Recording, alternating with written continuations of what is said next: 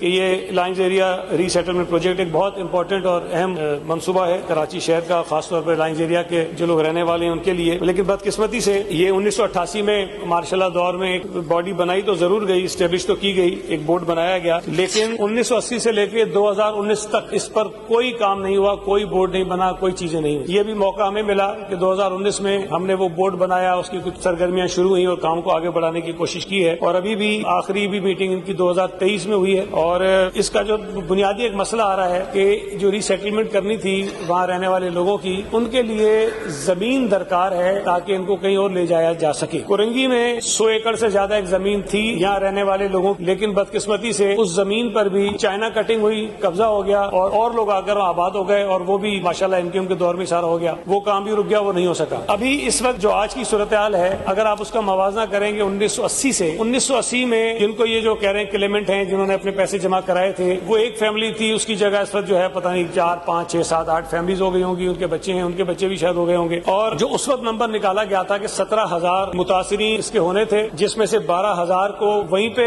ری settle ہونا تھا اور 5,000 کو جو ہے کہیں باہر لے کر جانا تھا. اب اس وقت جو صورتحال بن گئی ہے، جو ابھی ایک سروے ہو رہا ہے چھوٹا موٹا، جو 2 سڑکیں وہاں سے نکلنی ہیں، اس کے جو متاثرین ہیں ان کی تعداد بھی شاید کوئی 10-11 ہزار پہ جا رہی ہے. تو اگر ہم پورے اس منصوبے کو دیکھیں گے تو شاید یہاں کے جو لوگ رہنے والے ہیں جن کو ری سیٹل ہم نے کرنا ہے، ان کی تعداد شاید 20-25 ہزار تک چلی جائے گی. اور اس کے لیے ہم نے ایک ریکویسٹ رکھی تھی گورنمنٹ آف سندھ کے سامنے کہ کم از کم 2,000 ایکڑ زمین جو ہے وہ کراچی کے آس پاس کہیں نکالی جائے تاکہ ان لوگوں کو ہم وہاں لے کر جائیں. اور جو اصل منصوبے کا یہ روح تھی کہ اس پورے آبادی کو کس طرح سے ریہیبلیٹیٹ ہونا ہے، کس طرح سے اس کی سڑکیں ٹھیک ہونی ہے، کس طرح رہنے والے لوگوں کی جو زندگی اس کو ہم نے آسان کرنا ہے، وہ سارا ہم کام کر سکیں. آج اگر 1980 کی جو رپورٹ ہے، جو سروے ہے، اس کے مطابق ہم کرنے کی کوشش کریں گے تو میں آپ کو بتا دوں کہ یہ ہونے والا کام نہیں ہے، یہ ناممکنات میں سے ہے، یہ نہیں ہو سکے گا. باقی جو انہوں نے کہا بورڈ کی تشکیل ہے، اس کی میٹنگز ہیں، وہ کوئی اتنا بڑا مسئلہ نہیں، ہم کر سکتے ہیں. لیکن بنیادی مسئلہ یہ ہے کہ ہم ان کے لیے زمین تلاش کر رہے ہیں. وہ زمین جیسے اویلیبل ہوگی انشاءاللہ تعالیٰ بورڈ کو بنا کے اس کے تھرو ہم کام کر دیں گے. لیکن ایک بات جو انہوں نے کہی کہ جی صرف حکمراں جماعت کے ممبر ہیں اور شفافیت نہیں ہو سکتی، میں سمجھتا ہوں کہ یہ نامناسب بات ہے. شفافیت کو آپ اس سے نہ جوڑیں کہ جی حکمراں لوگ ہوں گے یا کہیں اور کے لوگ ہوں گے. کئی ایسی جگہیں بھی موجود ہیں جہاں پر بہت سارے اور لوگ بھی موجود ہیں، شفافیت نہیں ہوتی. شفافیت انشاءاللہ تعالیٰ اس میں بالکل گارنٹی کریں گے ہوگی، اور کوشش کریں گے کہ اس میں تمام جو لوگ ہیں ان کی رائے بھی لیں، ان سے کنسلٹ بھی کریں اور مل جل کر اس علاقے کو، اس منصوبے کو پائے تکمیل تک پہنچائیں.